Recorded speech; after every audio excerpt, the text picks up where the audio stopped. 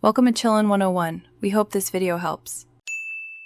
You begin by making the core connections. Open MX Player and the AI Subtitle app side by side. Once done, grant storage and microphone permissions so the generator can read and analyze the video. This is why permissions matter. Without them, the model cannot access frames or audio. Next, load the video into the Subtitle app and choose MX Player as the playback target. This first step links the tools, so transcription can start in real time and you get synced subtitles. Now you run the transcription and focus on quality choices.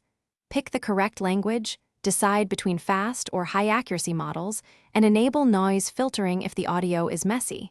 That affects speed and precision. While the AI processes, monitor timestamps and correct major misheard words. Small edits here dramatically improve viewer comprehension. Once the file looks good, export as SRT or use the app's Share to MX option so MX Player can load the subtitle track. To finish, open the video in MX Player and load the exported SRT via Subtitles Open, or pick the app stream if supported. Make sure to adjust sync offset and font size so text matches speech and remains readable. Encoding settings fix weird characters. If subtitles fail, first check permissions and that the SRT path is accessible. Then re-export or try a lower quality, faster model to reduce processing errors. One key troubleshooting tip. If timing drifts, rerun forced alignment on the existing transcript to resync.